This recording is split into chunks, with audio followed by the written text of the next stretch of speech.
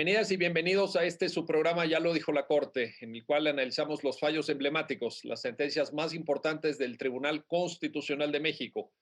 En esta ocasión vamos a platicar con nuestros invitados del amparo en revisión 710, diagonal 2016, que es una importante sentencia a partir de la cual vamos a reflexionar sobre la comprensión contemporánea, la comprensión que se le debe dar a derechos tan relevantes como, por ejemplo, igualdad y no discriminación, como el derecho humano, porque es un derecho humano a la seguridad social, el derecho humano a la familia y también, evidentemente, los efectos que las sentencias en este tipo de temas de la Suprema Corte y en general de la jurisdicción constitucional deben tener. Para entender los alcances de esta importante sentencia de la Suprema Corte, le doy la bienvenida a su programa a Carlos Alberto Araiza. Carlos, qué gusto recibirte nuevamente en Ya lo dijo la Corte. ¿Qué tal, Miguel? Muchísimas gracias pues muchísimas gracias por esta invitación para estar aquí para hablar de este asunto tan relevante. Esperemos que les interese. La verdad tiene muchos temas que son muy importantes para la nueva sociedad que estamos tratando de conformar jurisprudencialmente, ¿no? Sin duda, muchos temas, muy bien dicho, porque sí, ya lo vamos a ver. Muchos temas y muy sustantivos, muy de fondo, creo yo, en estos debates. Y también le doy la bienvenida al programa, a su programa, a Ada Rosa Hoyos. Ada, qué gusto recibirte en Ya lo dijo la Corte. Muchas gracias, gracias por la invitación y como dicen, vamos a tocar muchos temas relevantes, muchos derechos reconocidos constitucionalmente y convencionalmente. Exacto. Oye, pues ayúdanos, Ada, te pido por favor que nos ayudes en una primera aproximación para entender cuáles son los hechos del caso, qué es lo que se discute originalmente, cuáles son las cuestiones debatidas y cómo es que llega el asunto a la Corte, cómo se pone a consideración de las ministras y ministros de la Suprema Corte. Si fueras tan amable, Ada, por favor. Sí, muchas gracias. El asunto se trata de una mujer trabajadora que se desempeñaba como en la unidad de la integración de la educación en Nuevo León y cotizaba al ISSSTE. Posteriormente se une en matrimonio con otra persona de su mismo sexo, es decir, otra mujer, y hasta allá.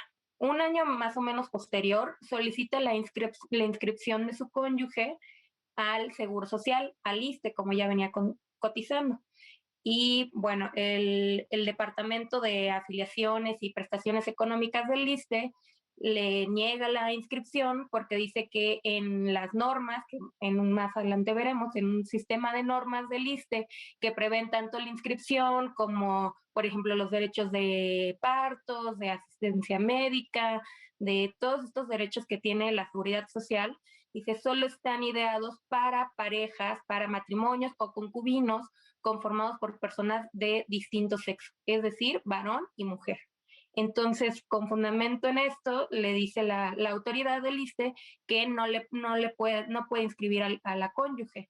Y dice, a menos que se reforme la ley o que una autoridad jurisdiccional me lo ordene. Pero mientras tanto, yo no puedo hacerlo.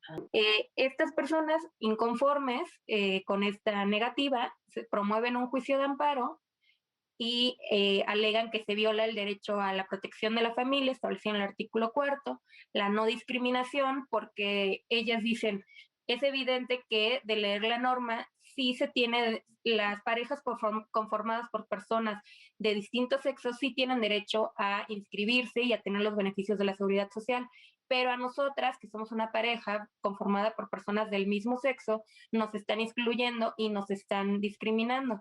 Dice, y además la autoridad podía, como sabemos en el artículo primero de la Constitución, se señala que todas las autoridades deben de proteger, respetar y garantizar los derechos humanos, y dice, estaba en el ámbito de la autoridad del ISSSTE concederme o darnos esa inscripción.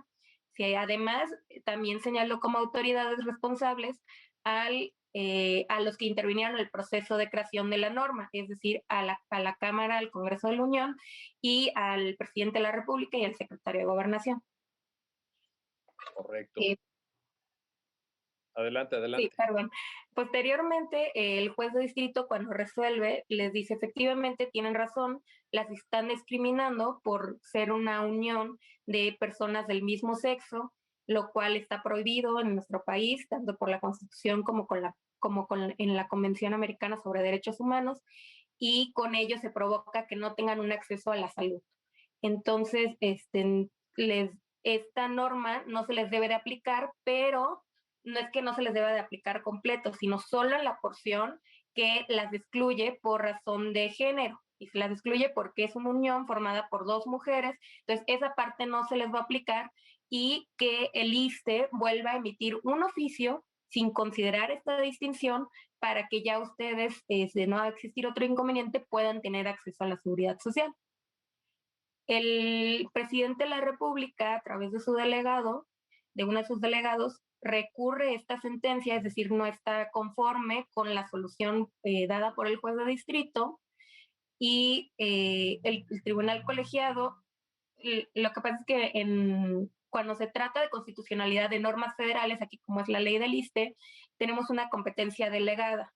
Es decir, en principio corresponde a los tribunales colegiados resolver este tipo de constitucionalidad de normas, salvo que se trate de normas federales, como es el caso, y que no exista jurisprudencia por parte de la Corte, la cual hasta el momento no existe sobre estos artículos, solo tenemos este precedente, y entonces el tribunal colegiado estudia que no exista ninguna causal improcedencia del juicio de amparo y reserva jurisdicción, es decir, envía los autos del juicio de amparo a la Suprema Corte para que ésta conozca del asunto. Perfecto, muchísimas gracias, Ada. Y así es como llega al Tribunal Constitucional de México este asunto. Y plantea, Carlos, voy contigo, Carlos Araiza, pues plantea en primer término, y la sentencia lo aborda con detalle, una comprensión del derecho a la igualdad y de la no discriminación. Me llama mucho la atención, Carlos, te pido aquí un comentario, el análisis tan minucioso, tan riguroso que la sentencia hace de la igualdad y de la no discriminación, porque lo que pone de manifiesto la Corte en su fallo es que hay diversas dimensiones, es decir, que no se puede entender de modo como si fuera un solo bloque este derecho, sino que hay como distintas ramas, como distintas versiones. Carlos, un comentario sobre este primer tema, por favor. Sí, Miguel, pues precisamente partimos de, el asunto se circunscribe de entrada a esta cuestión de igualdad, de, a ver, al final del día soy persona, mis preferencias sexuales son independientes a mi calidad de persona, y bajo ese parámetro debemos además de considerar una cuestión previa. Para efecto del cálculo de las cuotas que se pagan a sistemas de seguridad social, pues se realizan cálculos aritméticos, cálculos actuariales, que determinan qué porcentaje de la población se casa, qué porcentaje no se casa, qué porcentaje tiene familia, para todas estas prestaciones de seguridad social. Entonces, esto está independientemente de si el matrimonio es entre personas del mismo sexo o un matrimonio entre personas pertenecientes a sexo diferente. Entonces, de entrada, la igualdad está subyacente en esos cálculos. El problema es que a la hora de que el legislador redacta la norma, pues lo hace ya estableciendo un tipo de familia o un tipo de uniones estereotipo que tendrían que todos los casos adaptarse. Y ahí es donde entonces empezamos con el problema jurídico. Estas personas venían aduciendo, oye, me estás dando un trato diferenciado por el hecho de que yo me casé con una persona de mi mismo sexo. De entrada, la legislación no lo prohíbe. En el caso al menos de la Ciudad de México fue de las primeras ciudades que permitió o reconoció este tipo de matrimonios. Y bueno, estas personas ya conforme a la legislación de alguna entidad federativa ya estaban unidas en matrimonio. Y el matrimonio es una fuente precisamente de derechos de filiación, de parentesco entre las personas que lo contraen. Si precisamente para personas de sexos diferentes que contraen matrimonio se prevé la seguridad social, ¿cuál sería el impedimento para que a personas del mismo sexo que están en el mismo supuesto jurídico, que es el matrimonio, y con una relación de causa-bienes y derecho-bienes respecto al sistema de seguridad social, no podrían hacerse? Entonces, el asunto maneja en primer término esta cuestión del derecho a la igualdad que existe entre personas. Y dice, bueno, la igualdad tiene distintos matices, como acertadamente lo comentas. Uno de ellos es dar el mismo trato a las personas que se encuentran en la misma situación jurídica. Otro de ellos es precisamente cuando las personas no están en una misma situación jurídica, es válido que se dé un trato diferenciado. Y bueno, aquí la cuestión es, el hecho de que sea un matrimonio entre personas del mismo sexo, ¿justifica un trato diferenciado frente a las personas que contraen matrimonio y pertenecen a sexo diferente? Y la respuesta que da la Corte en este primer planteamiento es no, porque al final del día decíamos son personas, tienen esa misma calidad de ser personas, tienen el mismo hecho jurídico que es el matrimonio. La única distinción es que son matrimonios del mismo sexo frente a matrimonios formados por personas de sexo diferente. Entonces, este primer parámetro nos da ya una respuesta, pues a lo mejor no definitiva, que vamos a tener que ir desarrollando con otros elementos. Y aquí se suma un aspecto que es muy importante. Esto ya lo hemos platicado en distintas ocasiones y es de suma relevancia porque está previsto a nivel constitucional en el artículo 1. Es lo que denominamos las categorías sospechosas. Esas categorías sospechosas son clasificaciones que el constituyente estableció en nuestro artículo 1, que la doctrina les ha dado esta denominación, y son cuestiones o elementos que permiten hacer distinciones, pero estas distinciones no en todos los casos van a ser válidas. Dentro de estas categorías sospechosas está la cuestión de género, la cuestión de edad, la pertenencia o no a una comunidad indígena, la cuestión ideológica, la religión. Son distintos elementos que podrían justificar en ciertos casos una distinción a nivel legal, pero decimos podrían, no necesariamente van a ser válidas.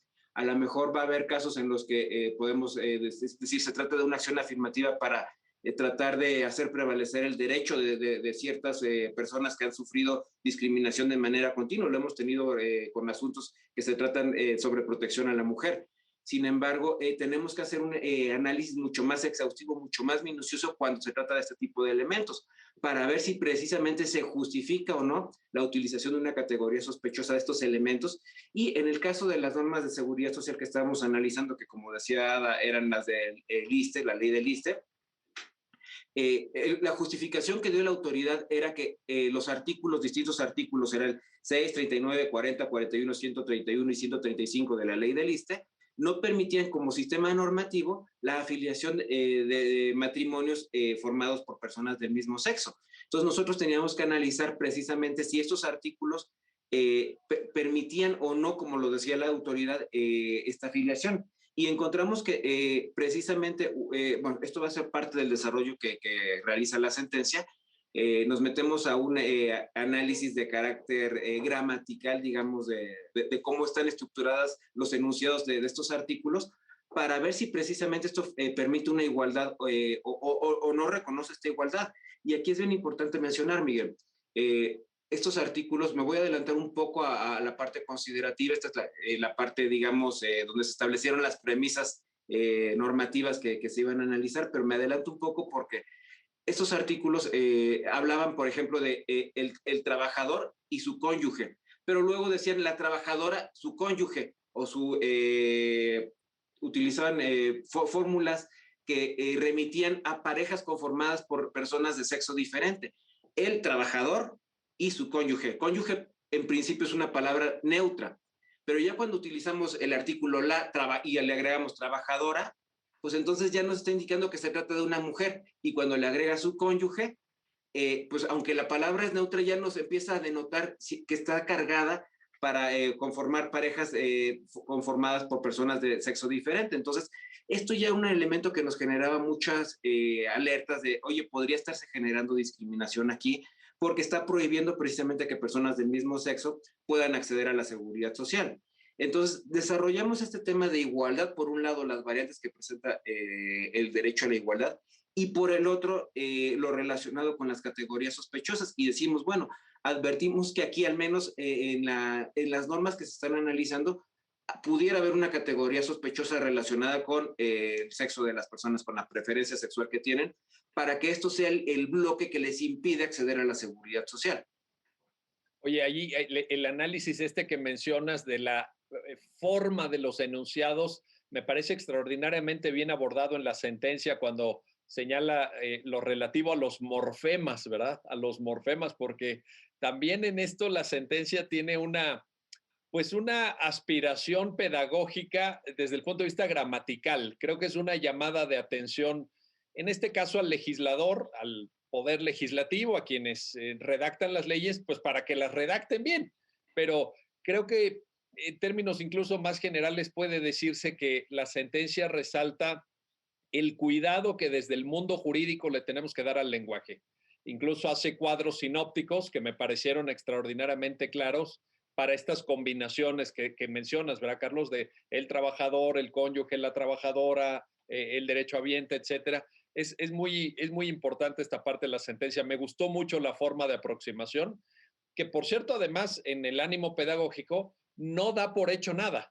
Es decir, no asume que desde una lectura dice cualquiera lo podrá entender, entonces no me voy a tener que explicarlo. No, la sentencia se detiene, lo explica, nos da el cuadro sinóptico, nos hace el comparativo y dice, aquí hay un problema lingüístico. A ver, regreso contigo, Ada, para una cuestión que Carlos apuntaba y que me parece de la mayor relevancia. Dice Carlos, y dice bien retomando la sentencia, el principio de igualdad puede suponer en algunos casos un mandato para que no haya trato diferenciado. Pero en otra vertiente puede ser que si la situación lo amerita, que si la situación es diferente, se exija un trato diferente también. Es decir, lo que decía Aristóteles, ¿verdad? En la política, tratar igual a los iguales y desigual a los desiguales.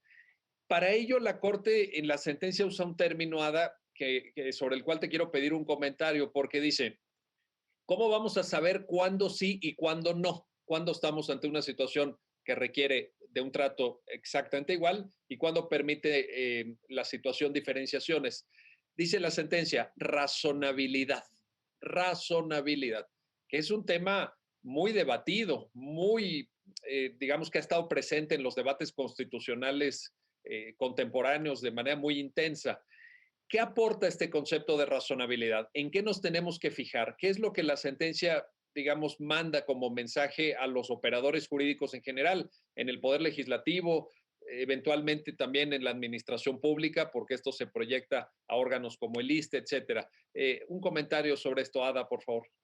Claro, la sentencia se aborda desde, como dice, la distinción entre igualdad formal e igualdad material. La igualdad formal es básicamente todos somos iguales ante la ley. Un ejemplo de eso sería cometemos un ilícito, vamos a tener una sanción. Tenemos que cumplir con nuestras obligaciones fiscales todos, ¿no? Por ejemplo. El otro es la igualdad material, que es un poco lo que comentabas. La igualdad material se basa prácticamente en igualdad de oportunidades. ¿Igualdad de oportunidades para quién? Para grupos que han sido histórica y tradicionalmente discriminados, como son las mujeres, los grupos indígenas, las personas con discapacidad. Son grupos que sistemáticamente, tradicionalmente, se les ha discriminado. Entonces, el Estado, mediante el principio de igualdad, tiene que tratar de igualarlos para que estén en las mismas condiciones que los demás. Por ejemplo, un ejemplo en seguridad social podría ser la diferencia de edad entre hombres y mujeres para jubilarse. Al respecto, la Suprema Corte ha dicho, bueno, no se trata de una acción afirmativa como tal, sino que está reconociendo las diferencias entre hombres y mujeres, tanto las mujeres con una carga no solo laboral, las que trabajan, sino también en el hogar, en las labores del hogar, y por eso merecen esta situación para igualarlos a sus compañeros hombres y se requieren menos años para poderse jubilar. Otro ejemplo podría ser para acceder a los centros de cuidados de atención infantil. En algunas ciudades, en algunos estados, se prevé que las mujeres que trabajan, las mujeres solteras, las mujeres que siguen estudiando, pueden tener preferencia para entrar a este tipo de sedes, a este tipo de centros. ¿Por qué? Porque está reconociendo una discriminación histórica hacia mujeres, a lo mejor menores de edad que trabajan pero que tienen hijos, mujeres solteras que no se pueden comparar con otras personas en otros hombres u otras personas que no tengan estas condiciones.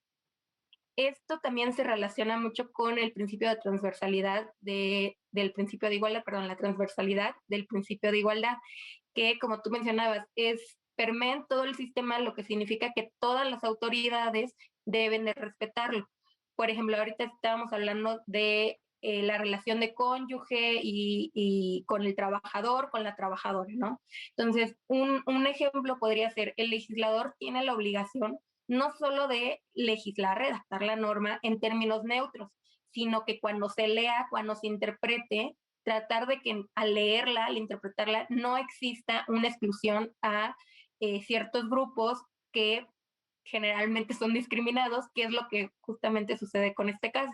Ese es uno de los agravios, por ejemplo, del Ejecutivo, que dice, a ver, juez de distrito, tú te equivocaste porque fíjate que el término cónyuge es neutral, puede ser un hombre, puede ser una mujer, y lo que la sentencia empieza a desarrollar es, sí, puede ser los dos, pero al poner cónyuge con la trabajadora, cónyuge con el pensionado, estás generando estas fórmulas que, pues, sin lugar a dudas, se trata de matrimonios o parejas, incluso concubinos de distinto sexo. Ahí está la cuestión y la verdad es que en efecto, estos ejemplos que pusiste son fantásticos, Ada, porque nos ayudan a entender precisamente esta complejidad del derecho a la igualdad y la no discriminación y también esta correlación efectivamente que interesa mucho destacar entre igualdad formal e igualdad material o igualdad sustantiva. Por ahí hay una tesis incluso citada en la sentencia que me gustó mucho, por cuanto habla de la discriminación por objeto y la discriminación por resultado. Creo que también ahí hay bastante por vislumbrar y la sentencia lo pone de relieve. Bueno, déjenme hacer una pausa, no se vayan, regresamos enseguida para continuar en este análisis y comentario del amparo en revisión 710/2016. Regresamos enseguida.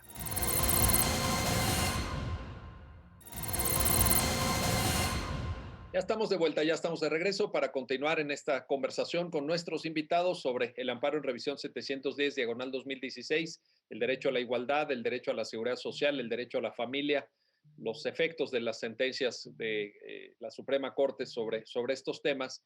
Y quiero regresar contigo, Carlos, para un tema que yo sé que es uno de tus temas favoritos, porque tú lo has trabajado muy bien. Aquí mismo en el programa nos has ilustrado. Lo digo con todas sus letras, Carlos, porque tú sabes que eres un experto en esto.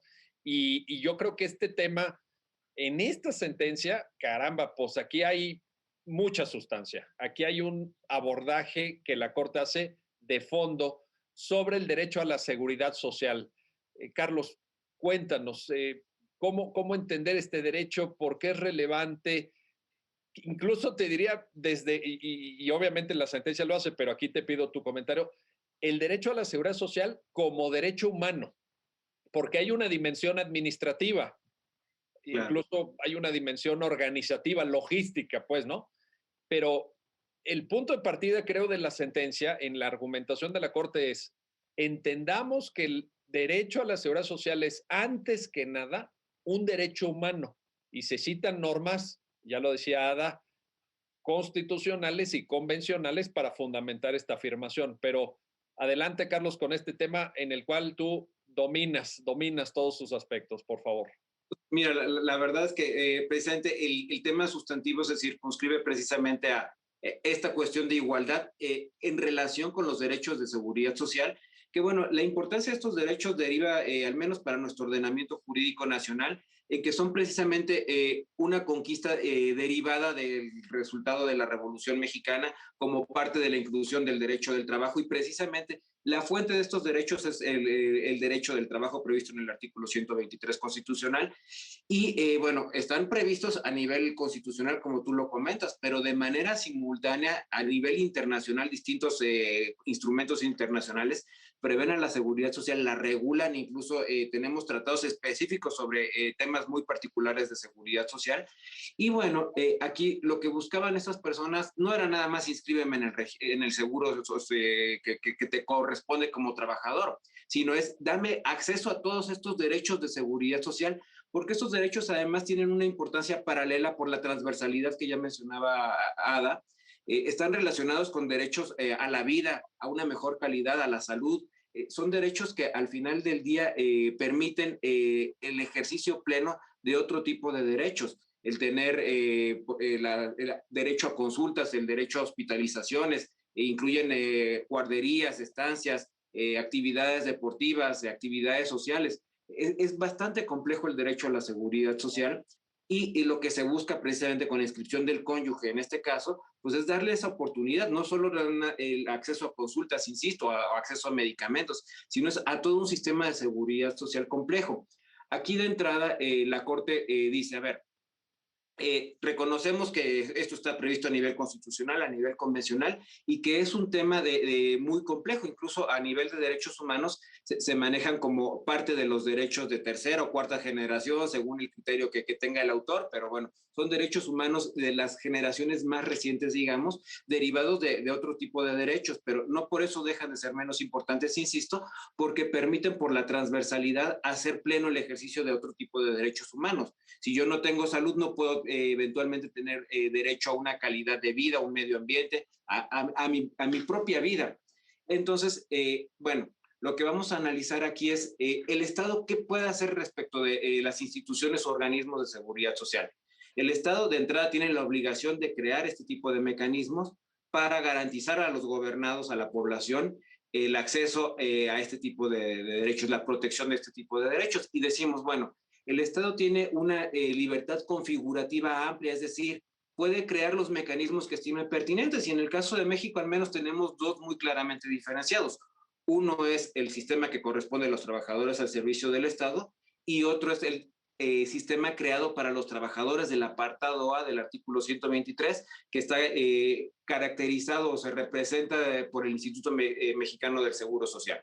Entonces, en este ejercicio de libertad configurativa que se le confiere al Estado para crear sistemas de seguridad social, tenemos estos dos mecanismos.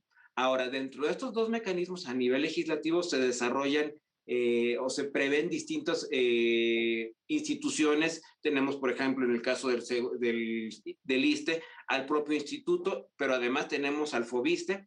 En el caso de los trabajadores del apartado A, al Seguro Social, pero al FONACOT tendremos a lo mejor otro tipo de instituciones.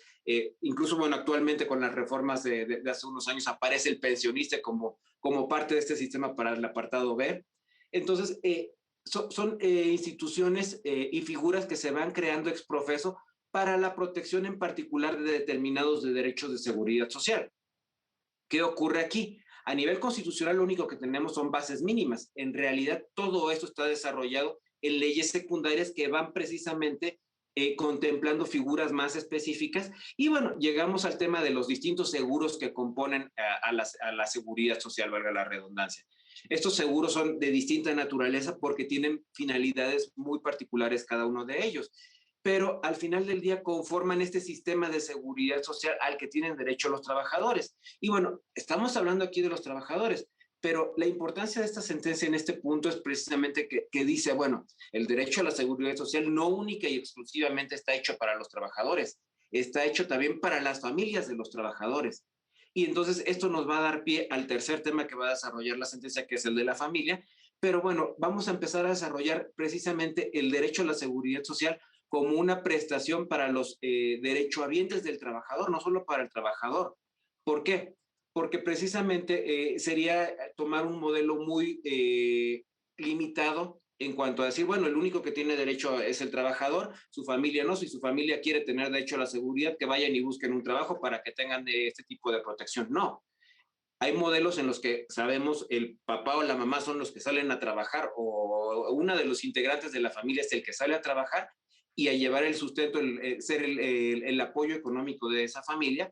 Y esto obliga precisamente a que el sistema de seguridad social reconozca no solo a ese trabajador, sino a los beneficiados por el fruto de ese trabajo, y parte del fruto de ese trabajo es precisamente las prestaciones que se obtienen como parte del sistema de seguridad social.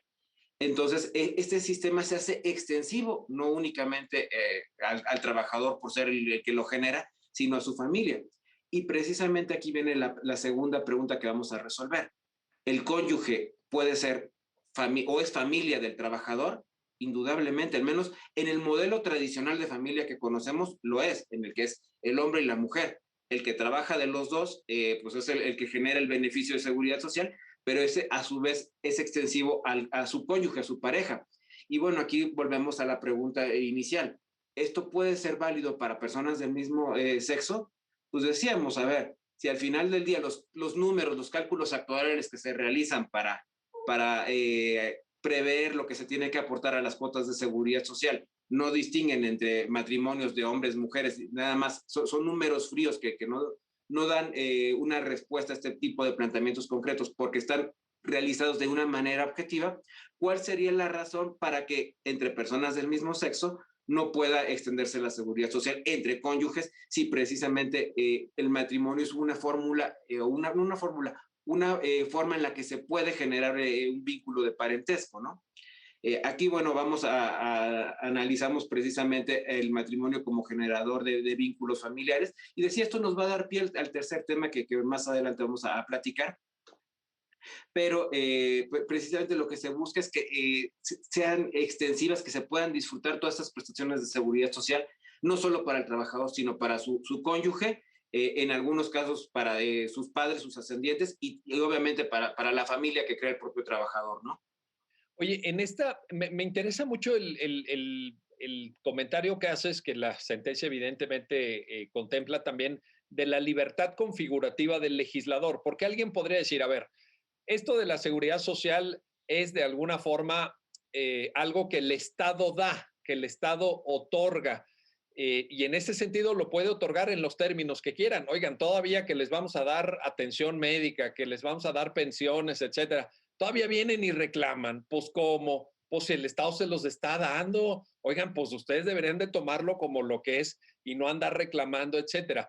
Pero ¿no te parece, Carlos, que ahí lo que impacta de manera extraordinaria es el principio de igualdad? Es decir, la lógica de que sí, tú puedes darlo, o, bueno, eventualmente como hay base constitucional, no podrías no dar ese derecho, esa atención. Pero si decides darlo, lo que no puedes hacer es darlo de manera discriminatoria. Y te lo pregunto, Carlos, porque el tema de libertad configurativa en México, lo voy a decir con todas sus letras, perdón, lo quiero decir claramente, ha sido abusado, ha sido abusado, ha sido un ejercicio abusivo donde el legislador, lo digo también de manera coloquial, se ha servido con la cuchara grande. Entonces, esta llamada de atención que hace la Corte,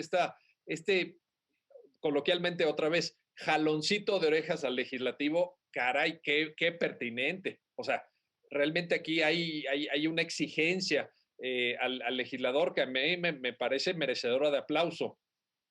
Un comentario sobre esto, Carlos, rápidamente.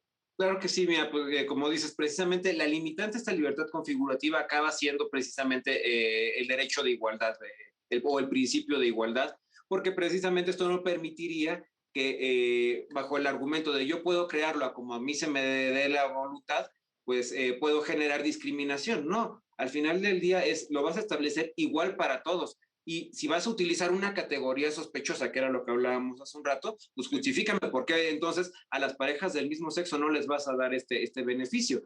Obviamente, pues es una forma en la que el legislador no iba a poder justificarlo, porque entiendo que a lo mejor en algún momento cuando se hicieron todos los cálculos actuariales para establecer las cuotas de seguridad social, pues no se había contemplado la posibilidad de personas que estaban casadas con personas del mismo sexo, pero invariablemente esto existía, o sea, no vale la negación. Al margen de que no estaba previsto, estaba ahí. Y si se tomó un universo de sujetos para realizar estos cálculos actuariales relacionados con el matrimonio, pues bueno, al día de hoy la sociedad ha sido cambiante, ha tenido un dinamismo bastante interesante, y ese dinamismo ha llevado a que a lo mejor de cada 10,000 personas que contraían matrimonio entre parejas de sexo diferente, ahora no son 10,000, a lo mejor son 8,000, pero las otras 2,000 están conformadas por parejas del mismo sexo. Entonces la realidad sigue ahí. Cuando realizas los cálculos actuariales los tienes que retomar y obviamente eso te va a reflejar lo mismo, no te va a alterar las curvas o los cálculos que realizan para las cuotas de prestación social. ¿Por qué tendrías que distinguirlo si no hiciste esta distinción? Entonces, precisamente a partir del derecho de igualdad me vas a incluir a todos por igual, porque no hay una razón o sea, si tú me lo hubieras justificado con que tus cálculos nada más están enfocados en parejas formadas por personas de sexo diferente, pues tráeme los cálculos y ya vemos. Pero obviamente esto es una forma que el legislador ni siquiera había considerado, entonces no tenía la posibilidad de justificarlo. Y al no tenerlo, entonces es igualdad pareja, es igualdad material e igualdad sustantiva. Así tiene que ser. Oye, Ada, a ver, llevamos derecho a la igualdad y no discriminación. llevamos derecho a la seguridad social, pero hay un tercer derecho en la sentencia que también la Corte desarrolla y me parece una aproximación retomando precedentes, ciertamente, cita una serie de precedentes, pero me parece que vale la pena traerlo a colación en el comentario del fallo que estamos abordando, que es el derecho a la familia. Ada, coméntanos, ¿qué es lo que dice la sentencia? Porque me pareció una síntesis muy bien lograda de muchos pronunciamientos de líneas jurisprudenciales ya asentadas por parte de la Corte. Un comentario sobre este tema, Ada, por favor. Sí, el derecho a la familia es hasta ahorita la base de nuestra sociedad, la base fundamental, y por ello debe ser protegida por la sociedad y por el Estado. Ahora, el derecho a la familia, como tú dices, en diferentes precedentes se ha interpretado. A ver, familia no significa matrimonio. Familia no significa de a fuerzas tener hijos como antes o en varios códigos civiles se legislaba, ¿no? Perpetuar la especie y todo, no. Familia tiene que tener unos elementos en común, que es una vida en común, unos lazos afectivos, solidaridad, igualdad y respeto. Todo lo que entre ahí es familia y por lo tanto debe ser protegida. Entonces, el hecho de que existan familias conformadas por personas de distinto sexo, por personas del mismo sexo, con solo un papá, con solo una mamá, entre hermanos, todos ese tipo de familias merecen y necesitan la protección del Estado.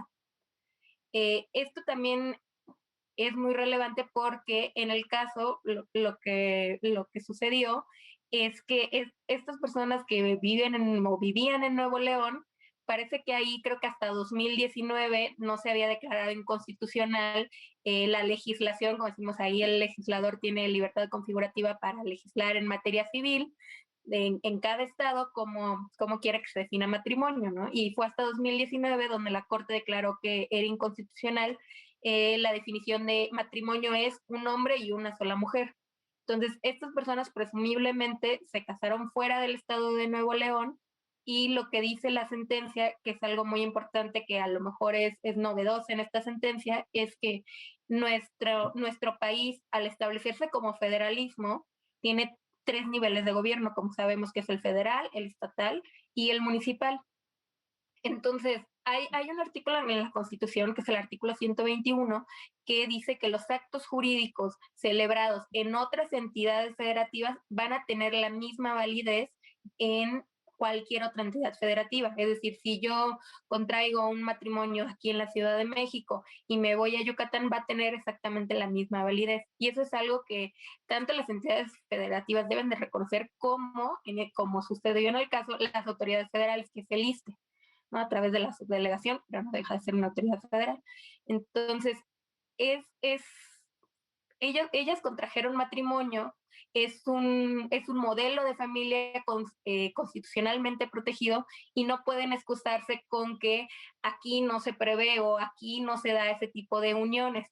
Eso no es excusa, o sea, tiene que ser válido porque, como dijimos, ya no se trata de solo un tipo de familia como se había pensado antes, como mamá, papá, los hijos, no. Hay muchos más tipos de familia porque la familia es un concepto social dinámico que va cambiando con el paso del tiempo y pues como habíamos dicho en algún programa anterior, el Estado, el derecho se tiene que ajustar a esa nueva dinámica, a esa nueva realidad social. Oye, esto que mencionas es muy importante porque entonces, y yo creo que la sentencia lo deja claro, retomando aquella famosa acción de inconstitucionalidad 2/2010 sobre la reforma al Código Civil de la Ciudad de México en materia de matrimonio igualitario, pero en esta explicación que nos compartes, Ada, podríamos concluir, por tanto, que para la definición de qué es familia como objeto de tutela constitucional mencionado en el artículo 4 de nuestra Carta Magna, ¿a dónde hay que voltar a ver? A la sociedad. No hay un modelo normativo de derecho, digamos. La familia tiene que ser así, que una norma dijera, ¿no? No. Volteamos a ver a esta realidad social que, por cierto, y lo dijiste muy bien, es muy dinámica y quizá hacia adelante en el futuro nos siga trayendo algunos otros elementos, ¿verdad? ¿Es correcto esto, Ada? Claro, sí, así es. O sea, como decíamos antes, a lo mejor se pensaba que familia era el matrimonio conformado por un papá, una mamá y los hijos. Pero ahorita puede existir familias con solo un papá o una mamá, con personas del mismo sexo, entre los abuelos y los nietos son otro tipo de familia, y no por eso son menos merecedores de protección, y no por eso dejan de ser menos una familia, sino que siguen teniendo las características de lo que es una familia, que es, como ya lo había expresado, en igualdad, respeto, una vida en común, lazos afectivos. Eso es lo importante y lo que se tiene que, digamos, proteger y preservar de la familia. Y esa es la tarea del derecho. Esa es la tarea del derecho y la tarea del ordenamiento jurídico. Muy bien. Bueno, vamos a hacer una pausa. No se vayan. Regresamos enseguida para continuar en el análisis y comentario de esta sentencia que resuelve el amparo en revisión 710 diagonal 2016. Regresamos enseguida.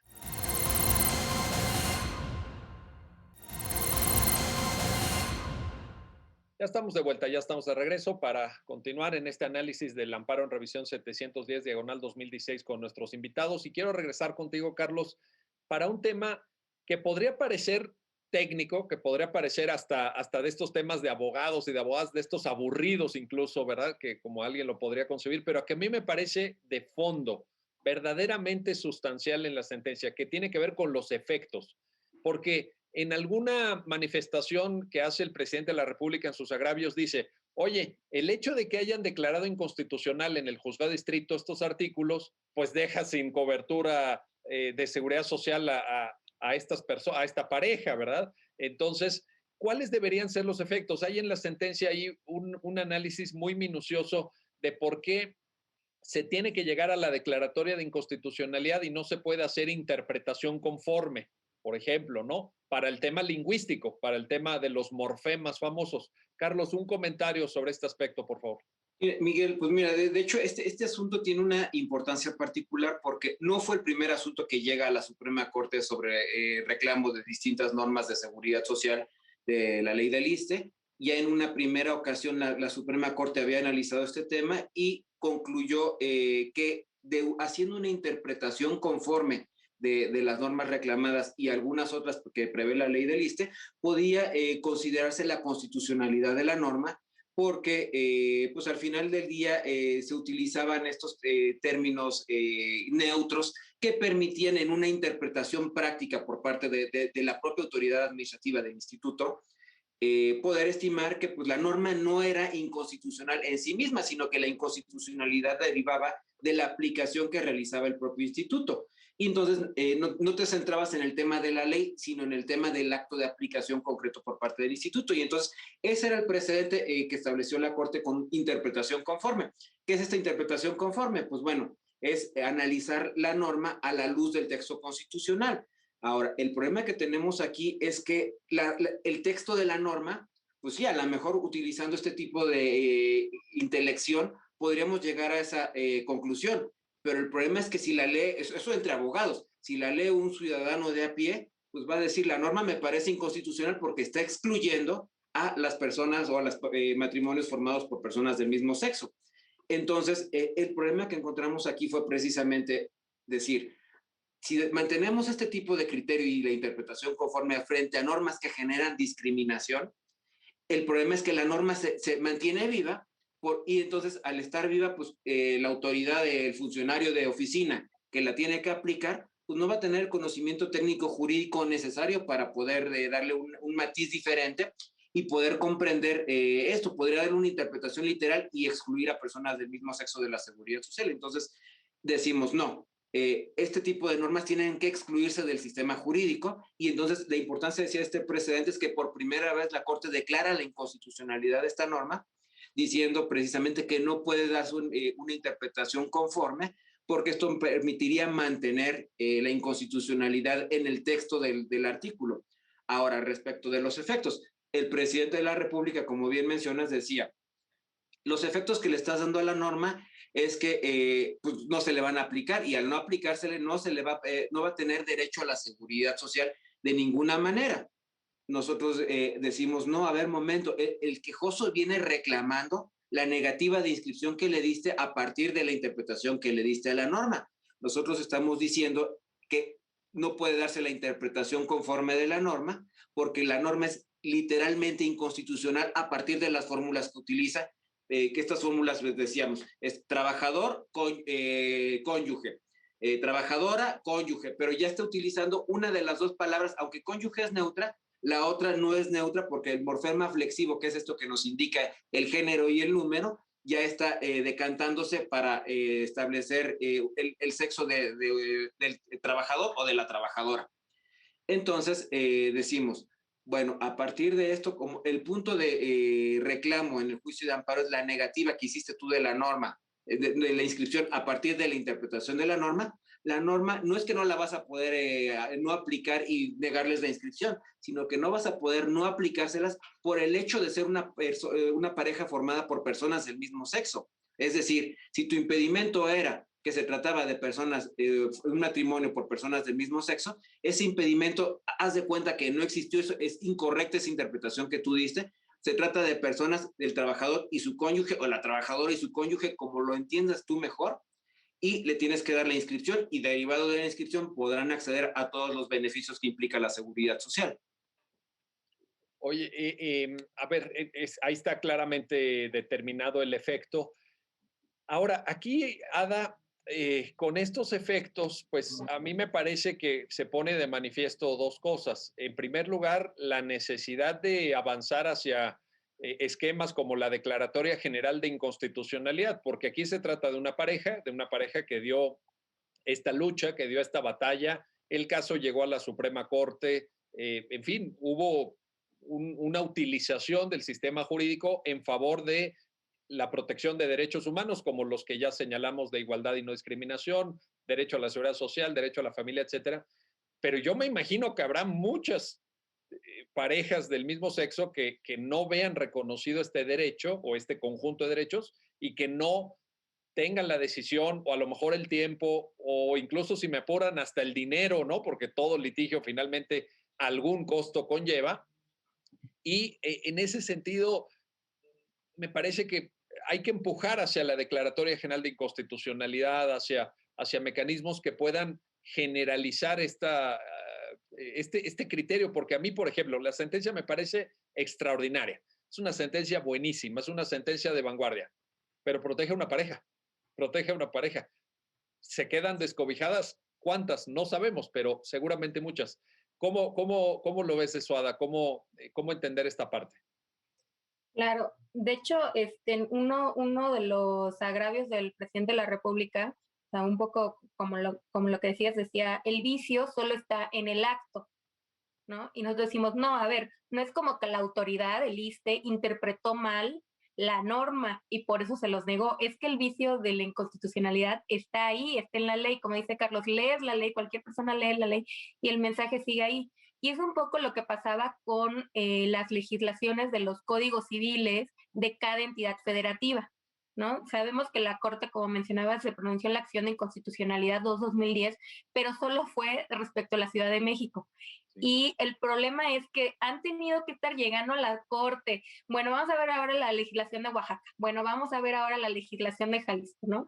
Y no solo eso, sino que conforme al sistema de precedentes anterior, digamos, antes de la última reforma constitucional, necesitaba 5 ejecutorias en el mismo sentido para que fuera vinculante y tuviera el carácter de jurisprudencia para los demás órganos jurisdiccionales.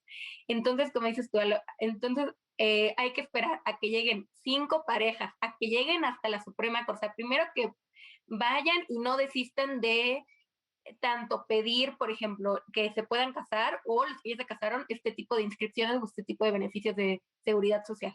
Que les digan generar el acto, ¿no? Que sería que les digan que no. Promover el amparo, irse a otra instancia. O sea, es un camino muy largo que tienen que recorrer y, por ejemplo, de estos artículos es el único precedente que hemos tenido. Igual hemos tenido otro precedente del IMSS, pero como decíamos, como es el sistema de precedentes anterior, solo es un asunto entre, como dices, todo el universo que pueden existir, que de seguro los hay, pero por alguna situación no se promueve el amparo o no tienen, como dices, los recursos para llegar a estas instancias. Y creo que algo, por ejemplo, positivo de la reforma reciente constitucional es que, por ejemplo, si fuera ahorita el caso, si se volviera a presentar, ese asunto ya sería jurisprudencia y al menos ya se está mandando el mensaje a todos los órganos jurisdiccionales de que la tienen que aplicar y ya no pueden esperarse a que lleguen los 5 precedentes, y ya no pueden estar mandando sus 5 asuntos conforme les vayan llegando a través de los años a la Suprema Corte para que diga, ya con un precedente bastaría. Creo que eso es un avance muy importante que tiene la reforma, porque también, como mencionabas, con la Declaratoria General de Inconstitucionalidad, antes era como un proceso dividido. Necesitábamos 2 precedentes para dar un aviso al Congreso, ya sea el Congreso de la Unión o el Congreso estatal, que, a ver, la Corte ya dijo en 2 sentencias que es inconstitucional esta norma, pero es como un aviso. Luego, ya que tuviéramos los 5 precedentes, ya es que empieza formalmente, digamos, el procedimiento, que es que se les da 90 días para reformar una ley, se les requiere, por ejemplo, no lo hacen, se hace un proyecto, se manda al pleno, tenemos que esperar a ver cuándo se va a poder ver en el pleno, porque sabemos que se ven muchísimos asuntos en el pleno, o sea, es un camino demasiado largo. Esperemos que las personas no desistan, que sigan luchando por sus derechos, porque es muy importante, o sea, que vean que sí pueden tener ese reconocimiento, que sí es valiosa su lucha, que sí tienen razón, que hay personas que son discriminadas y no deberían serlo. Exacto. Y fíjate, este llamado de atención también va a la sociedad civil, a las personas afectadas para efectos de que sí, implica tiempo, implica esfuerzo, implica dinero, pero es una lucha que se debe dar, que vale la pena plantear, porque de otra manera, pues estos precedentes ahora con la reforma constitucional del 11 de marzo del 2021, pues se tienen que generar, pero si los asuntos no llegan, pues tampoco este avance tan importante de la reforma se va a manifestar. Ahora, en esto, Carlos, ¿no consideras que hay, déjame ponerlo así, una especie de falta de acompasamiento en el derecho administrativo mexicano respecto de la regulación legislativa por un lado y de esta lógica de los derechos humanos? Es decir, me parece que este tipo de sentencias nos plantean un derecho administrativo constitucionalizado, es decir, guiado, permeado, influido por los derechos humanos, pero frente a una legislación arcaica o no sensible, digamos, no es una crítica, porque cada legislación responde a su propio tiempo, a su propia circunstancia, y matrimonio igualitario, pues es una tendencia reciente en el derecho mexicano, pero como que hay una falta de acoplamiento ahí que este tipo de sentencias pone en manifiesto. ¿Compartes este diagnóstico, Carlos? ¿Cómo lo valoras tú? Sin duda, Miguel, precisamente, el derecho al final del día como instrumento de la sociedad, instrumento de cambio social, pues es dinámico y la sociedad es igualmente dinámica. El problema es este desfase que se da entre el avance que puede haber en la sociedad y las instituciones jurídicas que nos rigen.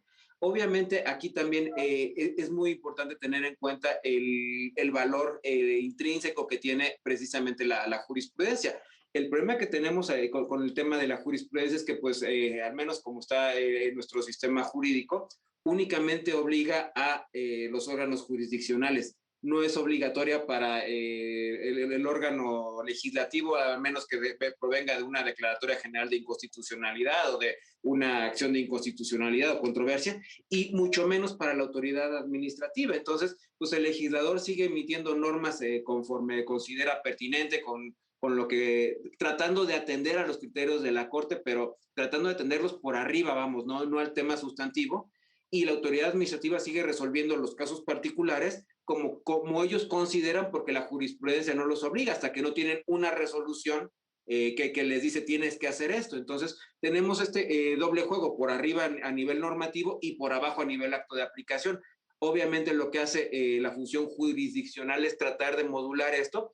Y bueno, dentro de este asunto, una de las cuestiones importantes fue precisamente esta tesis que derivó de este amparo revisión, en donde se le establece al legislador la obligación de utilizar este lenguaje neutro que no genere fórmulas que conlleven a discriminación ni en los enunciados normativos ni en la interpretación que le pueda dar la autoridad administrativa, sino que sean claros para precisamente prever y tratar de la manera más igualitaria posible a las personas. Obviamente habrá casos en los que a lo mejor la norma podría justificar un trato desigual, pero en todo caso ahí sí el legislador podrá utilizar este lenguaje que no sea neutro, pero cuando la norma no tenga la necesidad de recurrir a este lenguaje desigual, pues el legislador invariablemente va a tener esta obligación de atender a un lenguaje neutro porque pues si no va a generar este tipo de conflictos y como decía Ada, coincido totalmente que lo óptimo sería que esto estuviera llegando seguido. Desafortunadamente, ¿qué es lo que pasó? Y bueno, en este mismo asunto sucedió. La autoridad, ya que estábamos con el amparo en revisión en la Corte, deja insubsistente su negativa de inscripción y los inscribe. Y con eso pretende el sobreseimiento del juicio. ¿Qué es lo que le dice la Corte?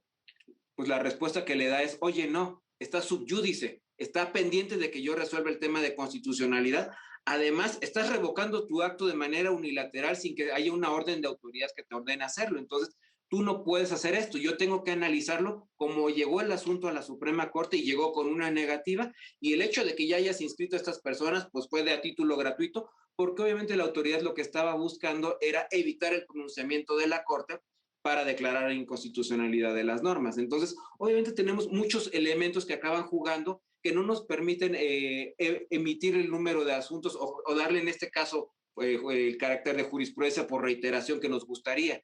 Pero sí es bien importante de verdad tener en cuenta que, nuestro entorno jurídico, nuestras normas, pues van un poquito más atrasadas que la realidad social que tenemos y en esa medida la función jurisdiccional que desempeñamos los órganos que nos dedicamos a resolver este tipo de controversias, tratamos de emparejarla. No va a ser posible por el desfase que hay temporal, pero tratamos de hacerlo día a día, ¿no?